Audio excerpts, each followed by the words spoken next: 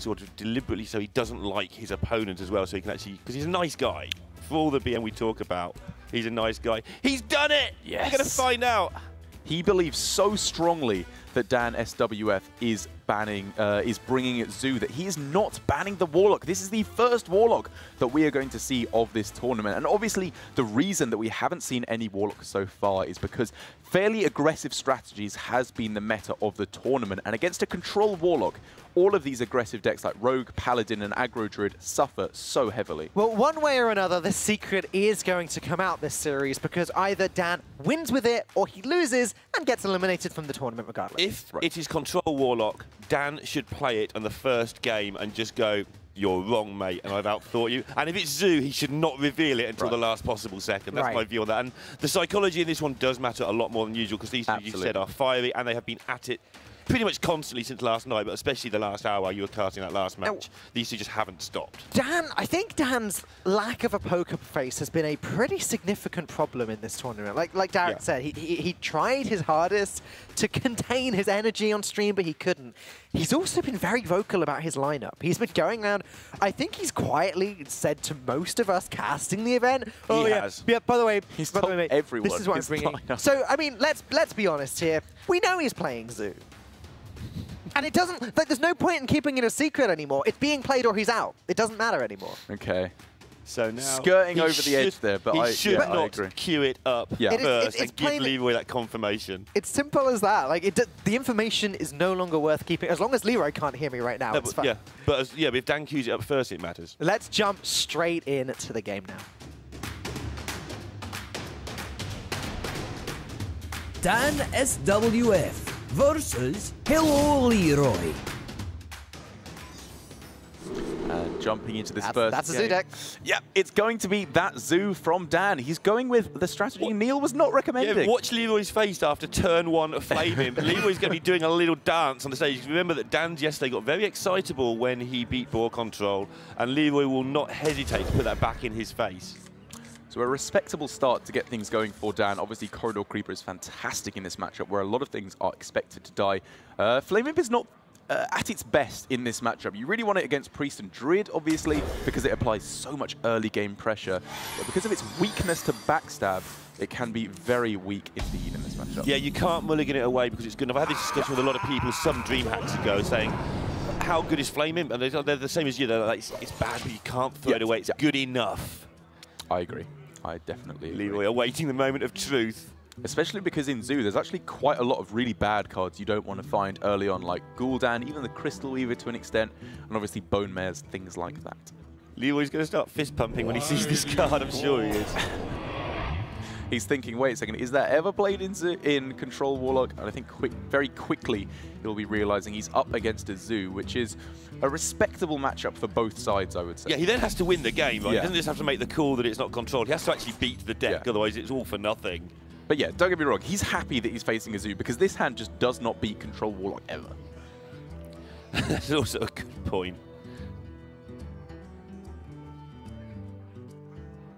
So for the first few turns, obviously being on the coin would be a lot nicer for him in order to activate these combo effects, because we saw yesterday one of the saddest Elven Minstrels ever that Ball Control simply had to play just to get something on the board. And while I don't expect that to be happening this game, he definitely needs to start activating these combo effects or he's just going to be losing the board.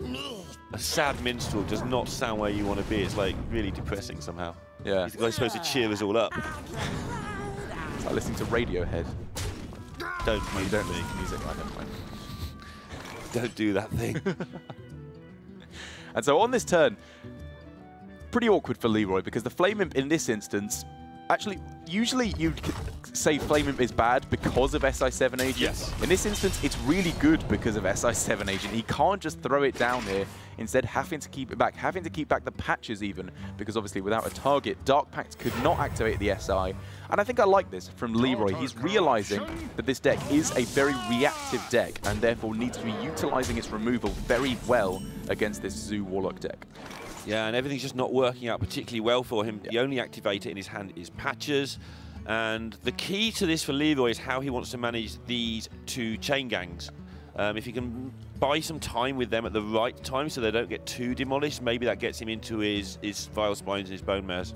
I mean, to be fair, for Leeroy here, they're really not bad. He can kill off the Librarian and then throw out the Chain Gangs. It weakens up the 2 minions on board for Dan, and then he can follow up with Patch's SI7, but then it's an off-curve player. I think if he's going to be standing any chance in this game, it has to be perfectly mana efficient every single turn. And that's where he's going with this play, and now this is going to try and get some sort of clear board for those guys just to hang around on his 2-3s. They're just going to slow it down, so the better he can clear the board first, the better they will be. Very true. And clearing off the Demon here makes a lot of sense as well, because his opponent going Coin into Crystal Weaver very possibly is following up with a second one. That might be a very important activator indeed. Yeah, obviously the reason Firefly is played in this rogue deck in particular is to activate these combos, because it's obviously not a particularly strong play on turn 1. And in this instance, it could be pretty good to snipe off that Crystal Weaver, but do you think it's worth taking that out with the 2 damage from SI? So the other options are just to play your own Chain Gang and they will kill the Crystal Weaver naturally. You've got another Chain Gang and you're going to need this activator. You get one more activator, of course, when you play it. It's a pretty interesting one, actually. Yeah, I think it's very, very close, because the Chain Gang would have been decent on the last turn as well, just to weaken up minions. But just putting things into your opponent's hand feels very risky to me, especially going into a Dreadlord turn, because of the fact if you throw down Chain Gangs here, double trade from the Saranites from your opponent, and all of a sudden your board has been completely blown up by the opponent's Dreadlord. So I do like taking a slightly more proactive line of play here. And yeah, Dan's, for all the it's a zoo, is still looking at a tremendous spot at the moment, unless Leeroy can start drawing into that mid-range stuff that he should have. He's drawn almost all the early games, so this is not over by a long shot yet. But well, Dan actually may end up being relevant in this particular match, given that Dan does have control of the board. He's not going to be dead by turn 10. Yeah. It's gonna be very hard for Leeroy to get over the finish line, I think. Yeah, and at the very least, what Gul'dan, even if it doesn't end up winning him the game, it means if turn 10 does roll around, he will win the game, because he just throws that down, and then it's going to be nigh on impossible for him to lose. Yeah, the only thing that could possibly go wrong is, and Leeroy will play to this, is if there can be some miscalculation due to that Dark Pact and maybe make Dan make a mistake at the end. And Leeroy will go for that mistake if it's available. Very possibly. Very, very possibly. But I can't really see how it happens, but it's definitely something he'll try to set up if there's no other course of victory. As I mentioned earlier, though, Dan's definitely not actually been doing anything to hide the fact he's playing Zoo. In fact, literally, as we got to the studio this morning, he was there on one of the PCs practicing Zoo versus Druid. Why would he be practicing Zoo versus Druid if he wasn't playing Zoo? he was sat at his computer screaming, "Oh, I drew patches, mate. I wanted flaming, but I drew patches. Oh, what is this?" Anybody who saw the interview with Dan yesterday will understand exactly where that tone comes from as well. It's exactly, that was a pretty good impression. It's a very good impression, yeah. Sounded almost exactly like an impression of Dan's. But here for Dan, he has at all points played around anything that the Rogue could be throwing down, because it's worth pointing out that on the previous turn for Leeroy, he saved back a Flame Elemental for on turn 6 to activate a Vile Spine, and even though Dan threw down the Corridor Creeper, which is really the premier target in the mid-game to hit with the Vile Spine, he had such a wide board outside of that, he diversified the stats on all of his minions, such as that a single Vile Spine would not have been able to swing the board back. So there's really been nothing along the way that Leeroy can have done to swing it back. Yeah, and this is just a formality now, as we can see in the hands. From Leeroy's point of view, there's a point in playing on, but we can see that actually that Gul'dan is going to end this most likely when we get there. Even just the Bone Mare coming down, to be honest, will very likely just close out the game. Dan, I imagine we'll take it a little bit slower, because I think he can expect a Shadow Step to very possibly be in hand for Leeroy, obviously to bounce back the Vile Spine and kill off another minion. So some value trades might occur, but Dan is going to be so happy to do that because time is on his side. He just needs to get to turn 10, as I said, and he will win 100%. Yeah, I mean, he's never been under any pressure. He's actually been the one applying the pressure all game, which is not even, that's just a bonus situation, really. You're trying to hang on normally as the Zoo, but Leeroy just didn't get rolling at all, and Dan off to a 1-0 start almost certainly. And so for Leeroy in the start, he had a double SI7 agent in his starting hand, and I believe he might have kept one of them off the mulligan, which when going first... He drew patches, though. He did draw patches, but at the same time, do you think that's potentially a little bit too optimistic in this matchup? Because you're pretty all in on drawing backstab then. I mean, you got backstab, you got captain into an actual patches, which is a backstab in a way. So I think you're okay to keep SI and play on turn 4 a lot of the time. Okay. It's okay. Fair enough. Because it kills a lot of stuff. It can be so good in this matchup, is the main thing. So there you go. Secret or not, Dan takes the win decisively with Zoo, and we are going to be moving on to game number 2. Leroy's little bit of advantage he was hoping to get by not banning the Warlock definitely backfired there. Although he now doesn't have to face Priest. Okay, it has backfired, but he still has managed to get a Priest ban out of it. Fantastic point, because Dan SWF we've seen his Kazakus Priest, I believe. Oh no, he's bringing Combo Priest. It is Combo Priest. It is Combo Priest. It's not Priest. quite so bad. That's interesting, actually, that he did then ban the Priest, because if it was Kazakus Priest, 100% I can understand it, but I think Leroy just wanted to expose the zooiness of this tournament. So Leroy the point of principle. Leroy had the Razakus Priest ban regardless. There's not a Razakus Priest in the lineup. Good point as well. And I suppose that's a good point, because the Rogue, he's fairly strong against Rogue with his Priest. The Druid, maybe a Jade Druid is a little bit shaky, but I don't think it's that bad of a matchup anymore. Dan fancies his chances of this tournament, by the way. He asked me earlier who I thought was going to win, and I told him, and it wasn't him. Yeah. And he's like, why does no one ever say me? I'm going to win this. He's like, well, don't ask me if you don't want to hear the answer. Well, if there ever was a reason why he would be losing this tournament, it's because of a hand like this from Leroy, which is absolutely fantastic to get things going. Do you keep every card in this starting hand? I like all of these cards. That's so good. Yeah, why not? You've got loads of card draw in your deck, so... You're thinning your deck with the Oaken Summons. It buffs the Spellstone up to 4 damage. I guess you could consider throwing one Wild Growth. That's what I was just going to say. It's quite awkward because... What, you coin the first one out? You go coin Wild Growth into Oaken Summons and you Spellstone on the same turn. Like, yeah, it curves perfectly. You can use the coin or you can not use the coin. It's great either way. Oh, he's got Wraths as well. He's got Wraths in his deck. I'd forgetting that he had Wraths in this deck. Leroy really loves this deck, by the way. Oh yeah, he loves this Druid. And we saw that against Deathsy actually yesterday, how well he navigated the mirror match. Really just never let Deathsy off at all at any point. Yeah.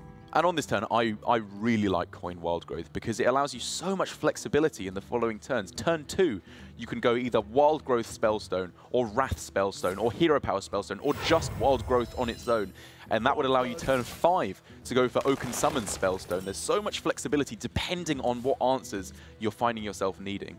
Yeah, it's funny because one of the original, like when you start learning Hearthstone, if you started a couple of years ago, people always tell you the first thing you learn is don't ever coin Wild Growth because now you haven't got a coin anymore. And then Jade Blossom happened, and people were like, well, you can coin Wild Growth if you've got the Jade Blossom, I suppose, mate. I remember back in the day, the thinking man's play was, oh, do you go coin Wild Growth Shade of Naxxramas? Ooh. And then you just leave it there for 7 turns and die with a 9/9 stealth minion on the board because you forgot to attack. You go for too much value. The thinking man's death. But here for Leroy, he has the absolute liberty of taking it very slowly indeed. No Keleseth coming down, no sight of a big Edwin whatsoever. So he can just go for Wild Growth, get that Oaken Summons down, and he's looking to be in a fantastic spot. Very possibly a turn 5 Malfurion the Pestilent should shut down the vast majority of what Dan is trying to do. But Danswf not playing around Spreading Plague whatsoever with this line of play. Yeah, just not interested in worrying about a whole bunch of 1/5, which is probably incorrect. We've seen other people in this matchup try to get the elementals down early and then like trade them off quickly and just get a little bit of value out of them. Like you say, he's just going at it here. And so Leroy, obviously with the ability of considering Wrath Hero Power Spellstone, but I much prefer this line of play because even if you pull out Vandrel, it's just a little bit dicey because you'd obviously rather have the effect later on and summon a higher statted minion right now. It's far from bad because this is this demands removal 100%. Yeah, we've seen versions of this without the Fandral, but they're the ones that don't have Wrath. Right. So the Fandral becomes even less useful, but with Wrath still in there, you kind of have to do it. And Dan now does play around that Spreading Plague. Yeah, didn't want to go with Backstab first because he believes he couldn't get the Corridor Creeper down. So he is playing around Spreading Plague. This is the point. Okay, I guess actually we should say on the previous turn, he's expected to trade his whole board away to reduce the cost of Creeper. So by playing out all his minions, that was kind of the strongest way he could actually play around Spreading Plague full stop in a very weird roundabout way. Yeah, it's worked out nicely for him, except there's no Spreading Plague, so none of it matters. But exactly. Yeah, it would have worked out nicely for him was there be a Spreading Plague there. But this hand is just completely nothing for Danswf. Leeroy is not even close to delivering lethal. Spellbreaker's doing nothing. Which Leeroy? Oh, very, very good. The Leeroy Jenkins in Dan's hand, yeah, is very weak indeed. Oh, that's going to be fun to cast all time, isn't it? Oh, yeah, it's great. That's going to be a good laugh. Yeah. We like a good laugh here at the Prem. We do indeed. I think Leeroy is going to be laughing all the way to the bank with this hand. There is just still nothing that Dan can do to combat against it. Once the UI comes down, it's going to be pretty much 100% game over, and there's nothing to really pressure until that UI comes down. Yeah, it's difficult to say anything on top of that, really. All he's got to do is just be sensible. There's just really... Whiff on UI is the thing we're waiting for. How do you whiff on 5 cards? I guess that's the way we're waiting for that to happen, though. Yeah, I don't think there's a single combination of 5 cards that would not do something good enough to win this game. The outs for Danswf, obviously Swashbuckler, always something to consider. But outside of that, a big old Edwin, Bone Mare into Bone Mare, there's certain things just you could consider. Keep drawing all of your 5/5s and sticking on the board every turn is probably his miracle route to victory here. But of course, he doesn't know. I mean, you always know you're up against UI because you always are. But he doesn't really know that. Yeah, that's going to definitely happen. There are certain indicators that Leeroy could give on this turn that he does obviously have UI, because we could see on this turn Nourish for Ramp Ironwood Golem, which, to be honest, I don't hate. It puts down a very well-statted minion for the board, gets you up to UI a turn earlier, and it's the same in this meta as it was in the last one. Once you play UI in this matchup, you win. Yeah, and Dans will know not to read too much into the roping, because that was a big discussion. You mentioned it earlier about, well, in the top deck war against board control yesterday, where they both had like no cards in hand, which was actually really interesting. Boar and I looked at one of those plays for like 30 minutes after, and still didn't come to a conclusion where they both got 1 card in hand. That's how complicated that game was. But during that, I sort of looked at Leeroy and said, why is Boar playing so quickly? Because Dan is waiting to see his next card. He's an excitable guy. He wants to know what his next card is. And Leeroy said, well, I'd just be roping him every turn. Right. It's like he means it. Wow, Dan here going for this Shadow Step back on the Spellbreaker just to silence off the Spider, because he values board control that heavily, as opposed to bouncing back the Elven Minstrel. So he's clearly all in here on sticking a target for Bone Mare, because obviously if he bounces back the Elven Minstrel, the Spider and the Hero Power can kill off the board, and Bone Mare doesn't stick. Do you think this is just too low of a value play, given his hand was so weak for the whole game? Maybe he feels that he can't beat UI whatever. So in the game where Leeroy somehow doesn't have UI, getting the tempo now, and Leeroy not having Spreading Plague or Ultimate Infestation, he can perhaps win the game. Maybe he feels he's that low a chance to win it. Otherwise, I personally don't like it, but it's easy when you can see both hands. Yeah, I think it's definitely worth considering, because you know, very often against Razapries, players will play massively into Anduin, but they realise because they've lost it, and it comes down anyway. I'd never ever win if they have it. And it's a similar situation here, I would say, where Dan kind of has to land the Bone Mare and there needs to not be an Ultimate Infestation. But unfortunately, while Dan has given himself the chance to land a Bone Mare, which he does, UI is just going to be closing out this game, I believe. Yeah, Leeroy well aware of the situation, put enough stuff on the board to deal with this. And just going to clean up the board with UI, which is always a dream, because your 5/5 sticks and dominates the next board while you're drawing cards. Yep, exactly. You can dominate the board. On this turn, you're very likely to draw Spellstones, Arcane Tyrants, Swipes, Wraths, anything to mop up what's left on the board on the following turn as well. And so it's just been just plan as expected. Just going on with plan A here for Leeroy, as it has been for Jade Druid in general so far this tournament. Or so far today, we should say. Deathsy finding a very nice win against the Aggro Druid with his Jade Druid, whereas yesterday the Jade Druid was looking significantly weaker. This is just the type of situation where Ultimate Infestation is a win condition, though, plain and simple. Yeah, right? yeah. Like in that position, the card text basically said, win the game.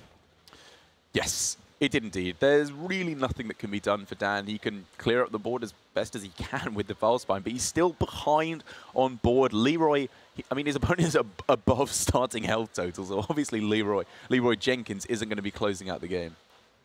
Yeah, Dan's trying to look across at Leeroy and sort of say, hey, yeah, you got me. And Leeroy's not really having much of it other than a slight He's nod. giving him none of it, yeah. He doesn't want to play Dan's make himself comfortable game. Because that was something that Deathsy did with Leeroy, was be really friendly and happy with a guy who's 0 and 6 in the big stage. Right. Like, Deathsy acknowledged that was probably a mistake. Yeah, he probably should have been a bit harsher to Leeroy, not make him feel so comfortable. You want to give him the proper death. It's not always a big deal, but with these two players in particular, and Detty, those are the players where this sort of thing could matter.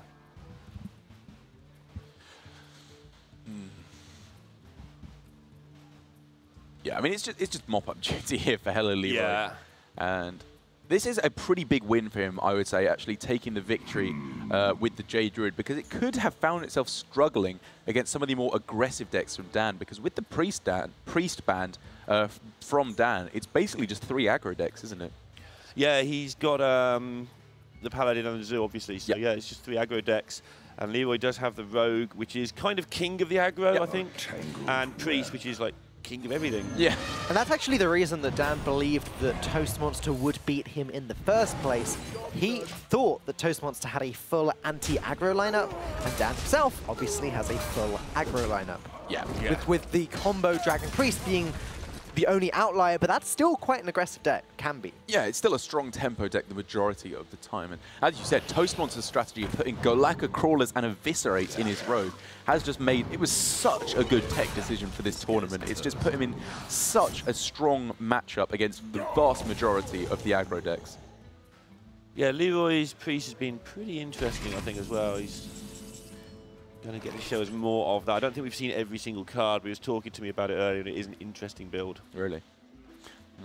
I mean, that's just Leeroy. And that's just what Leeroy does. You know he's not going to have the generic 30 cards. It's just not how he works. Yeah, he just, if you say a card is bad or a tech decision is bad, he does not believe you. He thinks, I'm going to test it for myself. I'm going to see if it works. 1 week in the Premiership, he brought double Eater of Secrets in every single one of his decks, I believe. Yeah, I remember. In order to target Duncan, and God bless him, Duncan. He just got really hard countered by that lineup. There was just no way his control mage could possibly win in that series. If you're watching Duncan, sit down for a sec, mate. he doesn't take that one well. Yeah, he actually tweeted after that game that he would have won had his opponent not made his deck from a Scrabble bag. Wow, okay, all right. That's the Hearthstone players getting aggressive, thinking. Yeah.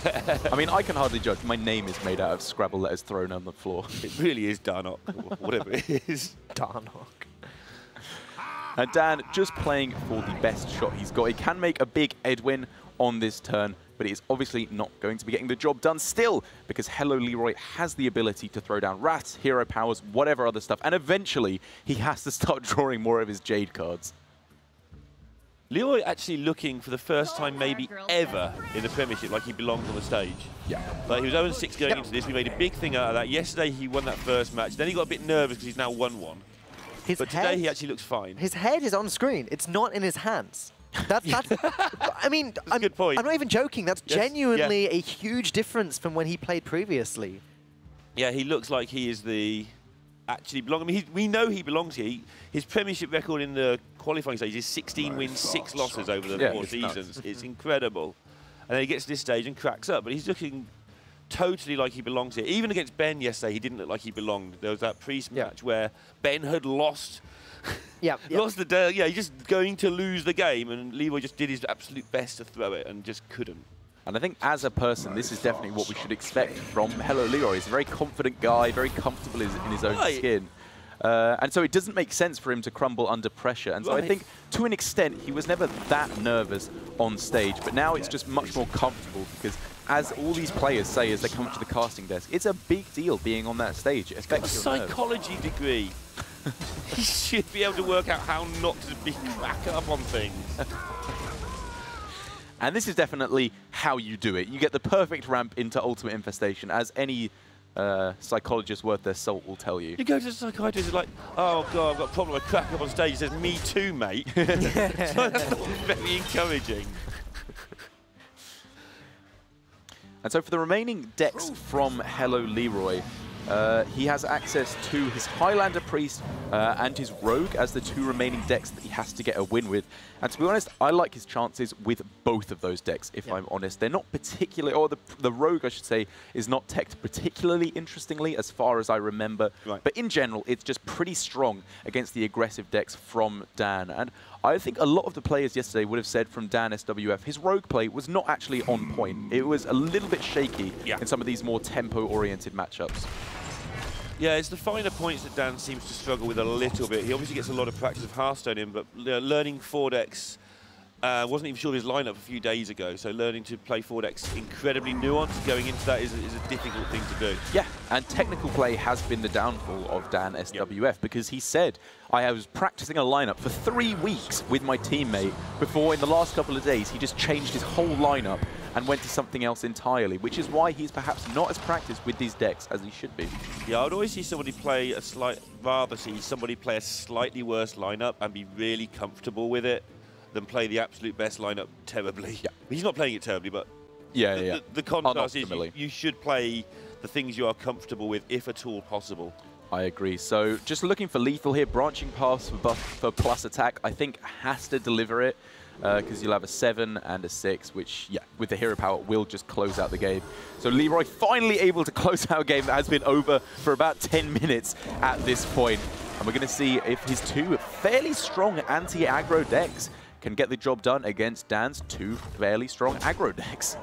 You know, Dan is actually looking calmer today as well. Not extremely calm. He's still a little bit jittery by the looks of things. You know, his face is still kind of keeps moving around, but he's more calm than he was yesterday. Yesterday, he was just this ball of energy that he was about to explode.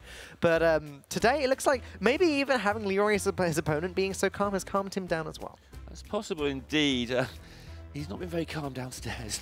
But no. yeah, Well, you are right. I mean, maybe he let it out early. Stage, and for people watching, like, saying, oh, it's only the UK or whatever, it's a big deal if you live in the UK, this event, right? Absolutely. And being on a stage in front of anybody at all, even if it's the local bar or something, is a big deal. But it's important to remember that taking the victory for the whole tournament is not the only goal that you can achieve in the Prem. We see players like Mysterious making every single finals.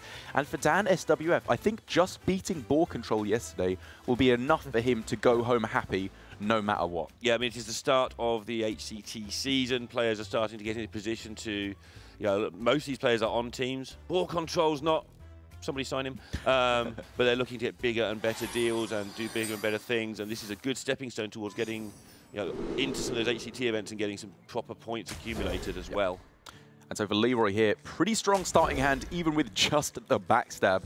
But taking, because he had a good hand with just the backstab alone, he throws away the Valspine Slayer on the coin, which against all but the most aggressive matchups, I would have to question. Well, this is one of the most aggressive matchups, though. This is the aggro pally, I believe. Yeah. So he is happy to do that. He's happy to just go for those SI7 agents. He was against the Zoo. He's playing the same way here.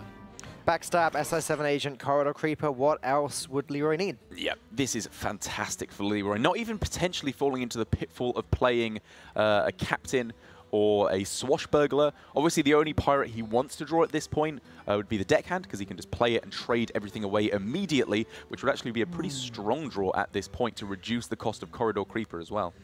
Yeah, it's a big deal as well. If he wins this game, he won't have to play the Rogue Mirror, which is pretty dicey at the best of times. Yeah. It's basically 50, I mean, it's obviously 50-50, both players play the same, but even if there's a significant skill difference, it's pretty much 50-50 even then. Yeah, I think Leroy would like his chances in that matchup, but obviously, as you say, he would rather get the matchup of Priest up against Rogue, because that is a very nice matchup for the Priest indeed.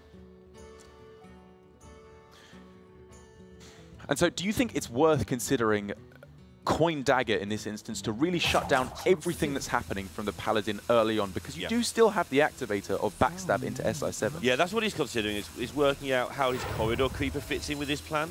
So if he Coin Daggers now and then next turn daggers down the other minion, that's 2 dead. The backstab might be 3, plus the SI might be 4. Then your Corridor Creeper will be played on turn 4 or 5. It's a lot going on. Obviously, it means your turn 2 is awkward, but I think he's factoring a long way ahead. I think he's doing some sort of head counting there. Yeah.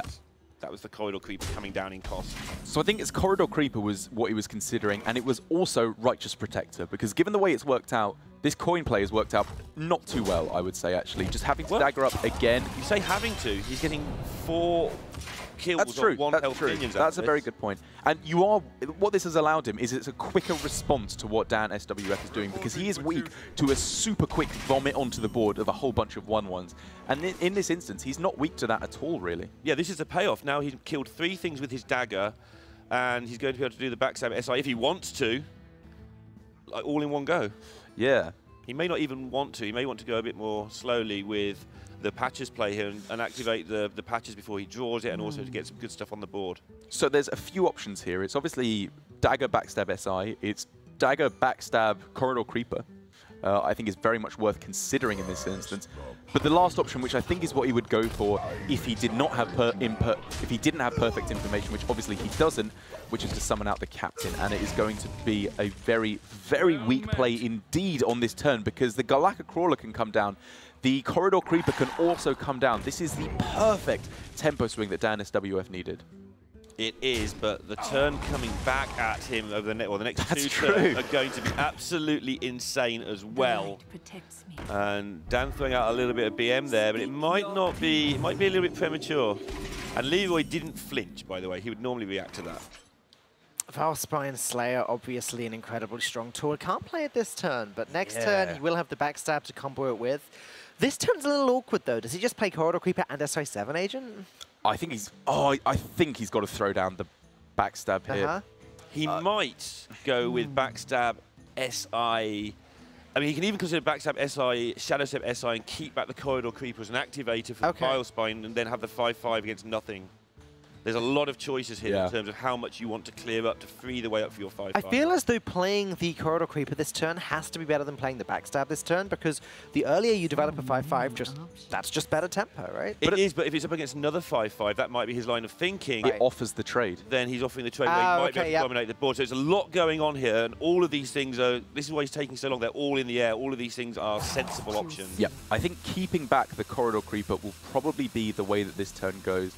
I think it's too risky to just rely on a minion being on board for Shadow Step. So he is, I believe, going to be keeping back the Corridor Creeper in combo for Valspine. He's found a way to kill the other Corridor Creeper, so he's going to do it that way.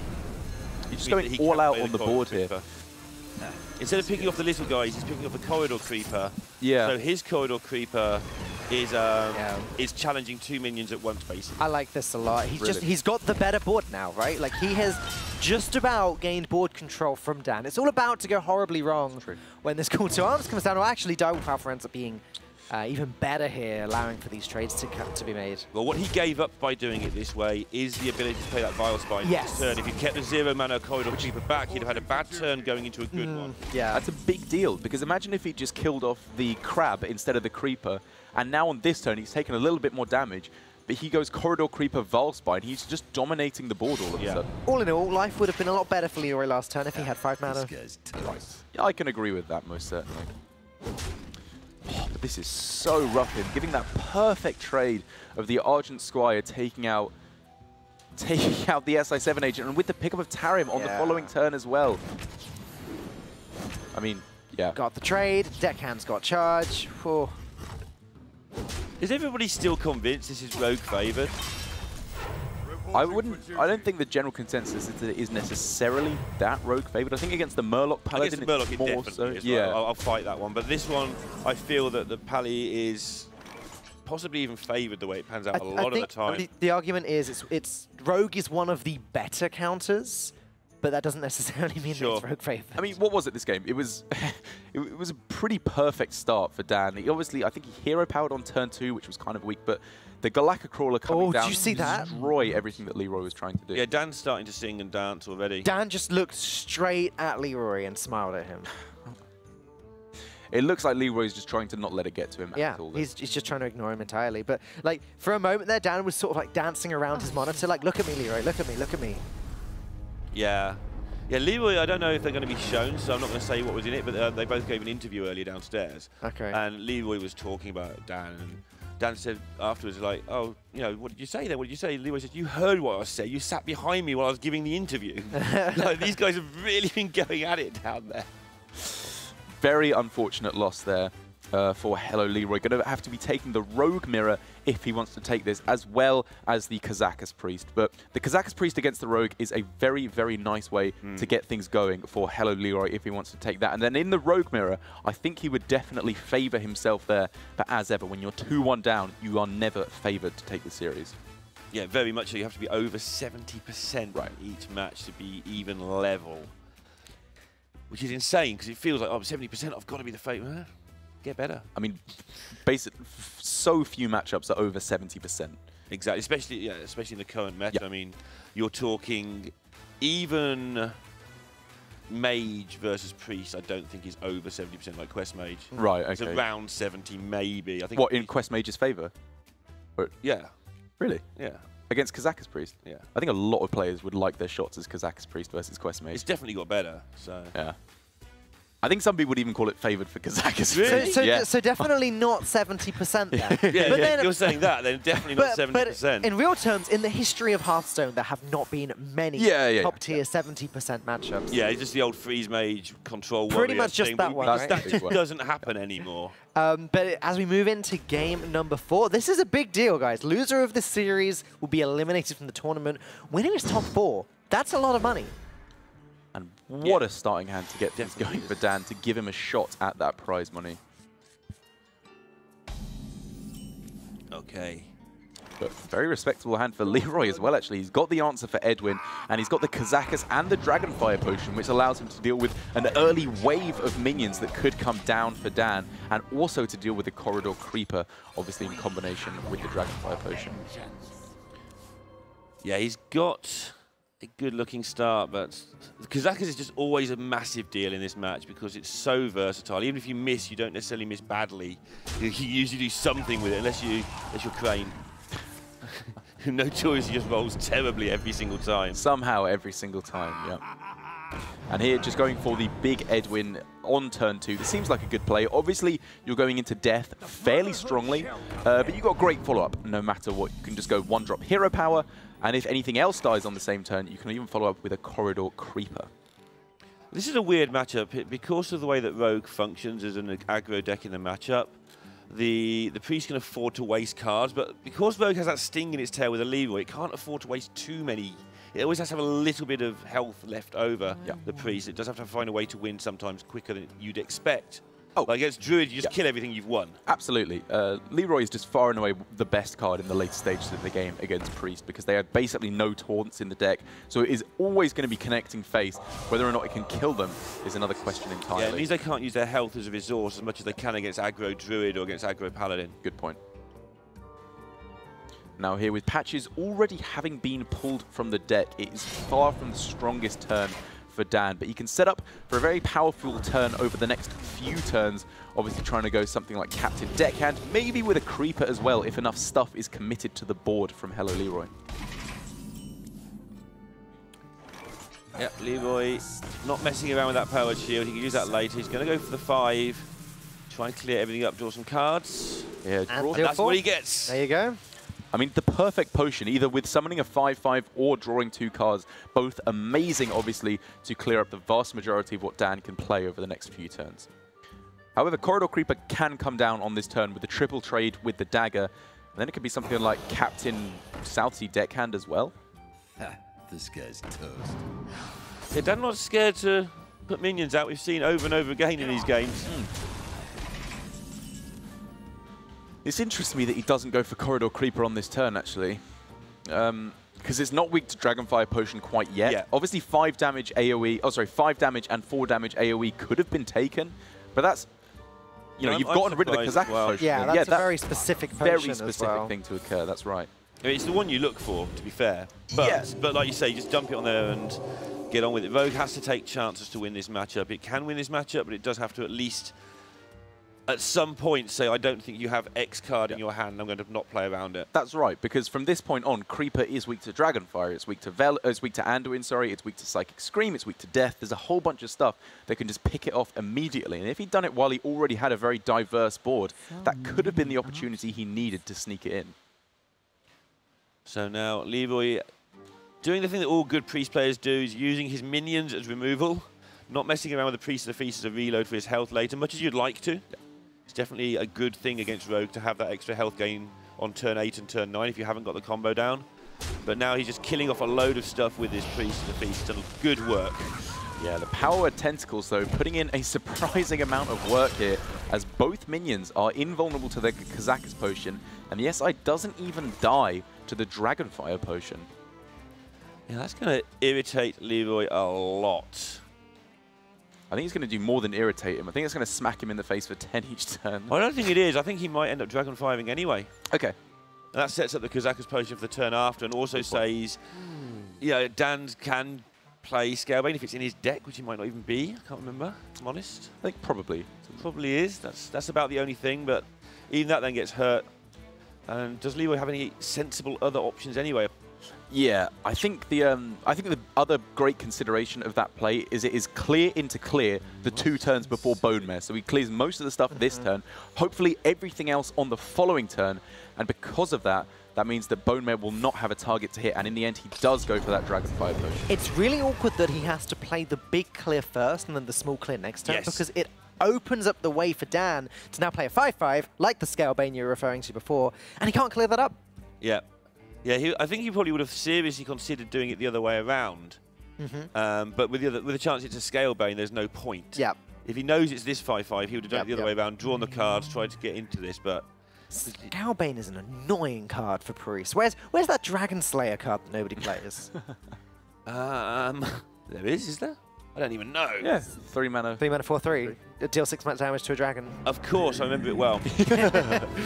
And Dan does make the only play here that plays around the damage from Kazakus Potion, and that is absolutely what is going to be on his mind here. Because in terms of pressure on the board, double deckhand Captain was far and away the best play.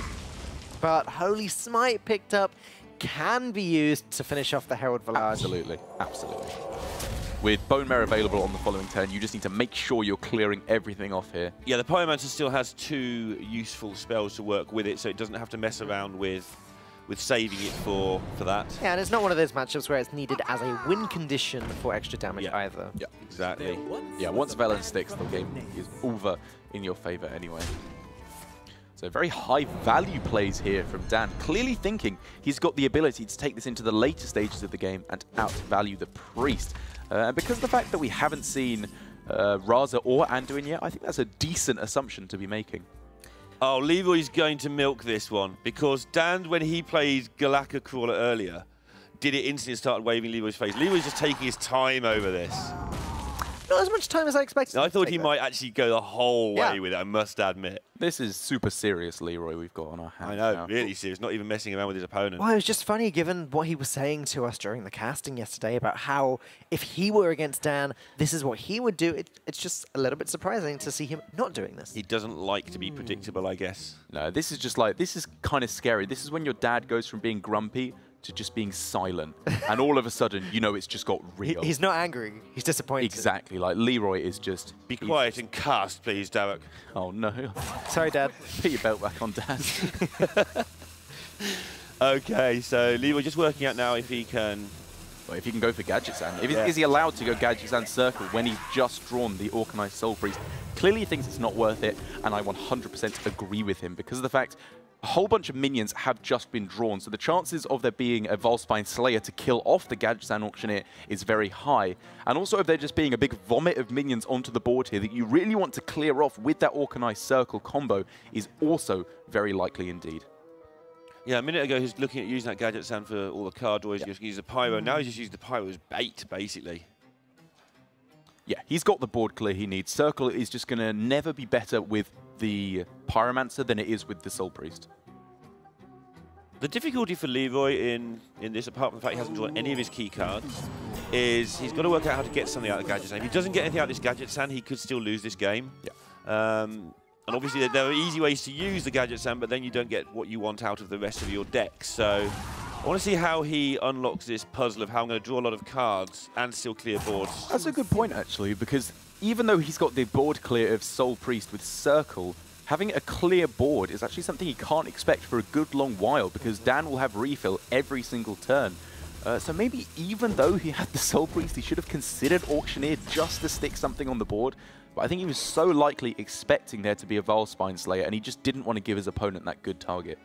Is this the turn where he has to maybe close his eyes and not clear up and do something different? Yeah, this is the turn where he says, I'm going to absolutely. At some point in this game, I have to take some damage. As you just both correctly said, this is what's going to happen. Potion of Madness. Huge reward for Leroy there. He can clear the entire board without using the Arcanine. So sometimes closing your eyes and hoping does get you there. You do tend to have to do that against Rogue at one turn somewhere in the game. I was saying this earlier. And it's just picking when that one turn is to, look, use your health as a resource. Just take some damage, but it's so hard because you're so scared of that Leroy Shadow Step. And what a turn that was for Leroy. This was the turn we thought wouldn't come for a good long while of being able to stick a Gadgetzan Auctioneer, and just having the time to play a 6-mana 4/4 on that turn was remarkable that he could clear the board at the same time. Got some good Dan forehead cam going on in the meantime. I'd love to see what his face expression is at the moment. I don't think I would. Oh, there he is. Yeah, I was right. Just quietly bemused as ever. So Leroy, a multitude of ways of doing this, but I think he'll try and develop his card draws here and just chill out and just kill things gently with the Shadow Word Pain. With his song? I don't do songs. Oh. Killing him gently with this song? Is that where we just went? Yeah, well, it's almost the actual name of the song. It's close enough for a joke, I would say. Get off my back, you guys. I'll take it, I'll take it. So moving softly on. You do know the song! Okay, that's a huge surprise, because as far as I was aware, Lorinda didn't know any pop culture whatsoever. Anything about pop culture. And it's not pop culture, that's the Beatles. Right, never mind. Okay, so Leroy, he's thinking, now that he can get the just the straight-up trade into the Spellbreaker, is it worth going for the heal on his Crab? But he instead just completely blasts the board because, as you said, this allows him the perfect opportunity to get his draw down and stay ahead on board still. Yeah, and this is where, I mean, we talk about playing to your outs, and this is a fairly straightforward play in that regard, but he knows that he still needs to draw stuff. He knows that he has actually got no answers left apart from this one Pain. There's obviously going to be a Bone Mare in the opponent's hand now because you've stopped him from playing it for 23 million turns in a row. And he is playing to his outs. He's playing to get as many cards as possible to find the next way to kill something. I think from Leroy, though, the play was to throw that card down, to throw down the Acolyte before you Circle of Healing, because you haven't seen... Wow, yeah. Okay, well, you haven't seen... the Valspines yet, and you need to be assuming that they are going to be coming down some point soon. And Acolyte is just the best target available to the Rogue here. Yeah, it could have got an extra card out of it and didn't, and who knows, there's not many cards left in his deck. He hasn't drawn Razor or Anduin at this point. Or Psychic Scream. Yeah, so they're coming, and he's got that No Mission. That's an extra card draw that he could have drawn into quickly as well. I have to say, I'm very impressed with how Dan is playing this matchup. Obviously, he's playing his Rogue in a very value-orientated way. He's pushing the Elven Minstrel, the Shadow Step, getting as many minions out of his deck as possible, and he's doing an okay job of outvaluing the Priest at the moment. Rogue is good at that. And he's been hovering back with the rest of his cards. That Corridor Creeper has been sat at 0 mana for a very long time in hand because he's afraid of Scream, he's afraid of Anduin, because that Prophet Velen has been sat there for a good long while. Imagine if that was played earlier this game. Yeah. The Corridor Creeper. No, the Keleseth. Oh, right, yes. Okay. That would have made a big difference on this particular occasion, especially when you look back at how relevant the numbers were on the board clears. So Dan finally going all in with his Corridor Creeper. He senses that there is no effective board clear available for Leroy. And he's not entirely right, but he's not entirely wrong. The Prophet Velen with Spirit Lash can do an acceptable job of clearing off a fair amount of what's going on. But that's still a good amount of damage on board. And, all importantly, a target for that Bone Mare. This is awkward here. He wants to draw a card with the Northshire and the Spirit Lash, but you want to save that Spirit Lash for that stupid amount of health gain that it gains you. That's true. You actually get 4 times what you would expect. It's ridiculous. Yeah. Because it doubles it and then it doubles the heal. Yeah, it's just a full heal most of the time. Yeah. But the Spirit Lash and just draw 1 from the Northshire Cleric here is important because he's got so few cards left and they're all so good. Or what you largely good. Cleric Lash heal. I don't think he will, but it's definitely got to be on his mind. He's going to draw 1 card next turn, plus the one he draws from that is actually a big deal because his deck is so thin right now. Yeah, so if you're going with that line of play, you either need to draw Raza right away, just so you can throw it down, or you need to draw Scream in the next 2 cards so that you can recover the board, basically. I think he's down to like 6 or 7 cards left, and you can also draw Anduin for next turn. You're not dying next turn, which would defend against a Bone Mare. I think he's not going to. I don't think it's right, but definitely worth looking at. Yeah, I think the Velen Spirit Lash combo is too valuable to be going for the Northshire Cleric now, but I really like your line of thinking, because if you do use up that combo of Velen Spirit Lash, as long as you find the Psychic Scream, it's actually not that important. This is getting better and better for Dan as the game goes on, though. Like, we're talking about how value-orientated his strategy has been. Now he's got the Lich King. That's a pretty good value card, and as we've seen, Leroy has no way of clearing it. It's an amazing value card. And Dan has now tested for Anduin. Last turn, Leroy would have played it. The first, if he's held it back because he's scared of Anduin for a while, then I understand. But now he's tested for it. He knows there's no Anduin, and he knows he's going to be top decked soon. So you can't keep them all back. Play one of them. Don't mind which. I think you play the Lich King. The thing is, if you play the Lich King, both are bad to Anduin off the top, obviously, but the Lich King gets you a card out of it, and it doesn't make one of your other minions die as well to Anduin. I mean, even if you're buffing up the Creeper, then you're just really vulnerable to death. Death yet either? No, I don't think we have. I'm just going through this. It's Death, Scream, the 2 combo pieces. There's a lot of good stuff. But he's going to have to find it right now because this is an insane amount of pressure coming forward from Dan. The good thing about the Bone Mare play now, rather than the Lich King, means that if Leroy does pick up a board clear, next turn Bone Mare would have been useless. But now the Lich King still comes down and does its thing. That's the wrong one. That is the wrong one. That is entirely the wrong one. So what's it going to have to be now? Velen's Spirit Lash. Just stay alive. Just to stay alive. And that's sad, obviously, because you want to be drawing Anduin and then clearing the board instantly, but it's not the worst in this matchup. If he finds Raza and Anduin, he should be winning the game. Again, it is Reno Jackson in this case. It will heal... sorry, Neil. It will heal Leroy up to 30 health. Just some post-traumatic stress going on. But it just doesn't clear the board in any meaningful way whatsoever. No. The numbers are just all slightly wrong. The taunt is a nightmare. I mean, you know, good on Dan for positioning his Bone Mare perfectly. Yeah, everything's just a mess, and that is Dan's doing. He has kept this back for these occasions. These back for this occasion, so. Though he does look like he's about to have a meltdown. I think Dan's going to be quite happy in a few minutes' time. He still hasn't got the killer damage. He's still got. If there's an Anduin comes off the top, there is still things that could happen here. But yeah, you're right. If he does get this, I don't want Frankie's job. Just look forward to the interview. We can look forward to watching the interview. Exactly. But still, there are outs at the moment for Leroy. The Anduin would obviously be fantastic here. The Psychic Scream would obviously be fantastic here. He just needs to find them.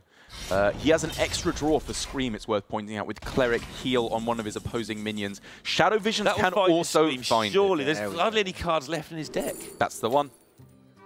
Scream, Nova, and Death. That's a Nova, by the way. That is a Nova. Holy Nova. Batman. Right, so does he just drop the Cleric down? I think he might as well. He's been in a situation for a few turns now where he wants to heal something and play some mana's worth of stuff. I wonder if he could have played the Cleric before the Scream, just to shuffle up with a bad card into Dan's deck. I mean, he's an option. That is definitely a thing he could have considered. A 1-3 is just not going to challenge him at this point. Yeah, that's a good point. But now he needs to draw that Shadow of Death to deal with this Lich King. Or Randuin, obviously. Ooh, There's the Death, though.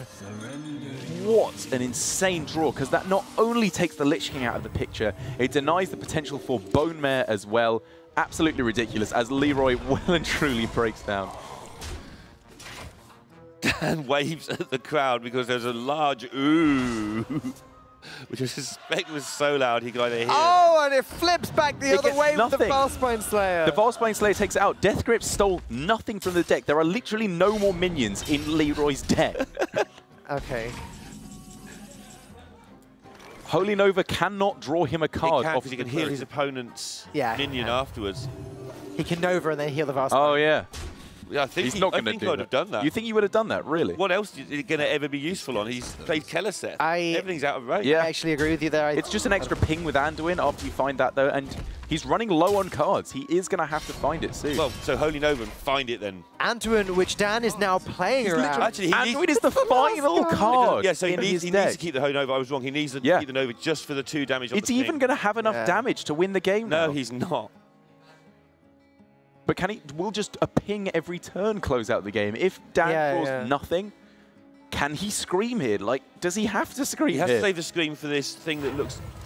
Yeah, he has to save it. Do you think that he knows this is Bone Mare? Do you think he thinks this is Leroy by now? I don't know what he thinks that card is. It's a card that he doesn't want to play into Anduin no matter what. So, very possibly Bone Mare. So, how do you win? Wow.